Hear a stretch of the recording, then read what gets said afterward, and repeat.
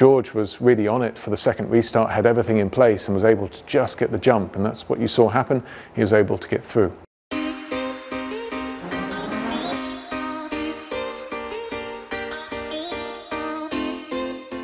Did the drivers and cars struggle with the hot temperatures that we had in Paul Ricard?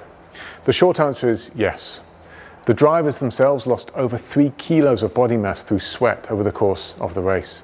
The cars, you may have heard some of the radio chat about, for example, ERS temperatures being very hot and other systems being on the hot side. And the drivers were managing that as they were racing Perez, both of them.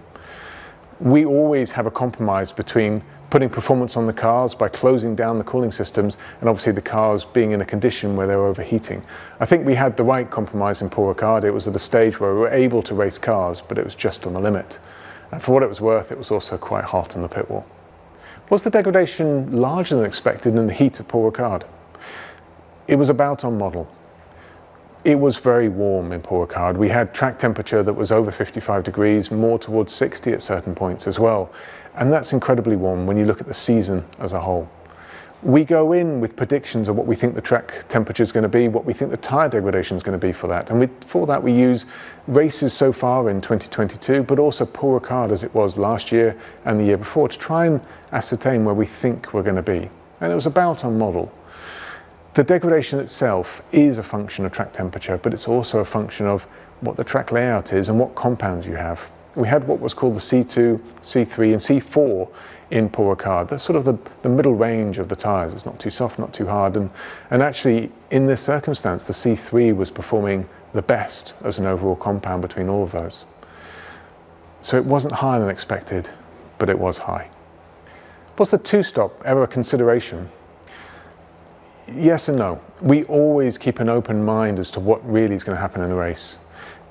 In many regards, teams don't really know what's going to happen. You have a good idea based on your models and your predictions, but Friday you can do a handful of laps, 4, 5, 6, 7 if you're lucky. 7 laps to try and predict what's going to happen in a 20-lap stint can prove challenging. And as a result of that, you need to keep an open mind as to which direction you think it's going to go.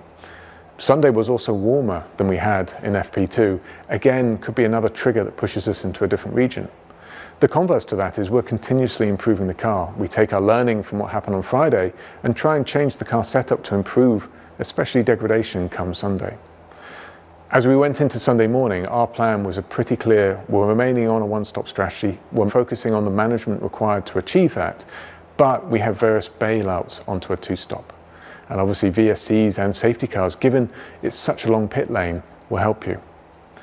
So to explain a little bit about why it was such a clear one-stop, the pit lane in Paul Ricard is at 60 kilometers an hour, and as a result of the fact it's reasonably long relative to the track next to it where the cars are going quite quickly, it's one of the longest pit stop times of the season. I think it's the 3rd highest, but you're well and truly over 27 seconds to do a pit stop. So if you do a two-stop race, you're spending nearly a minute in the pit lane. And that extra nearly 30 seconds is very hard to make back up on track, especially if you have to fight through competitors. And that's really what puts you in that one-stop territory. You would have needed quite a bit higher degradation than we saw to push you to a 2. Lewis and George finished ahead of a Red Bull this week. Are you expecting to be in the mix really with the second of the Ferrari and the second of the Red Bulls going forward in the season? I think where we are at the moment is clearly we're improving the car race on race, and our race pace is getting there, but qualifying isn't at the moment.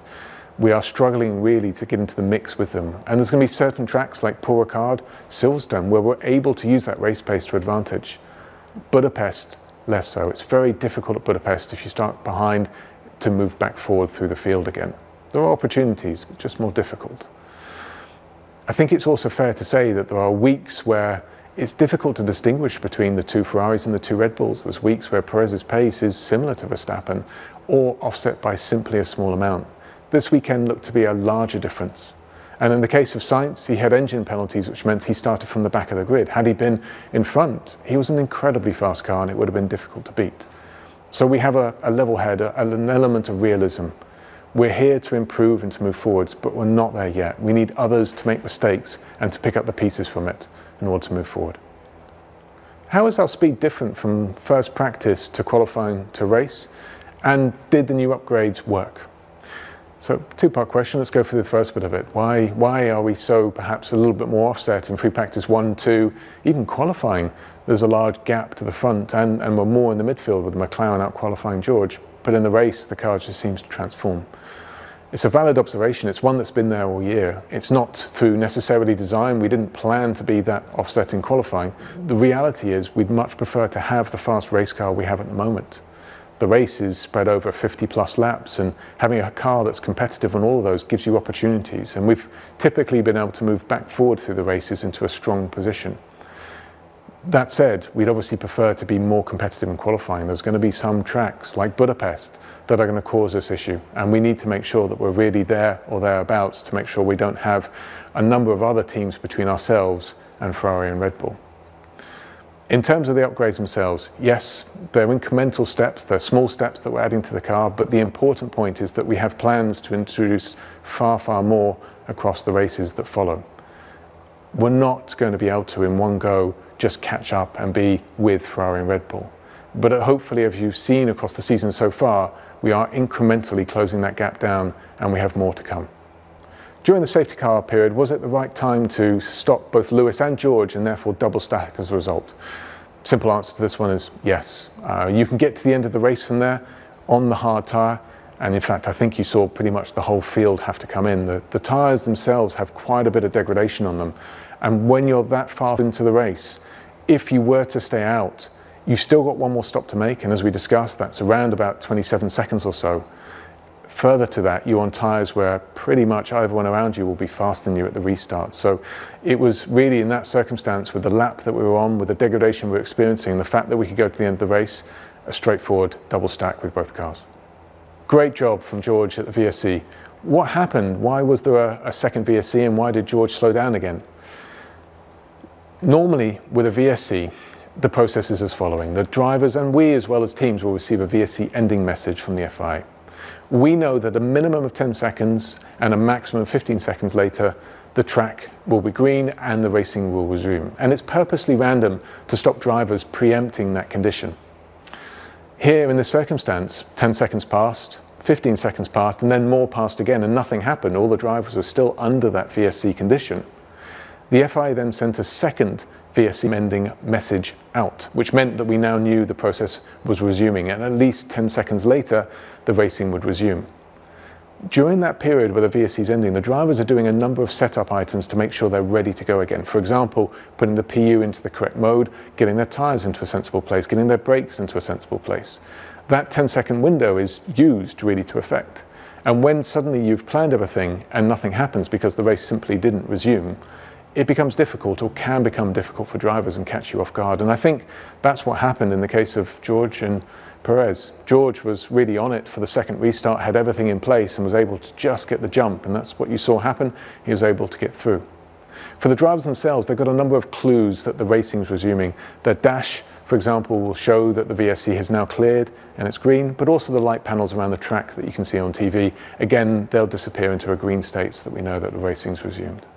How's the team feeling after the first double podium of the year? The answer is, around the factory and on the race team on Sunday, I can see that everyone has just a feeling of relief. It's a strong result for this team. It moves us back in contention towards the front runners in the championship, and it's a display of two drivers performing admirably on track with Perez. One case defending, one case attacking, but ultimately we're able to come through.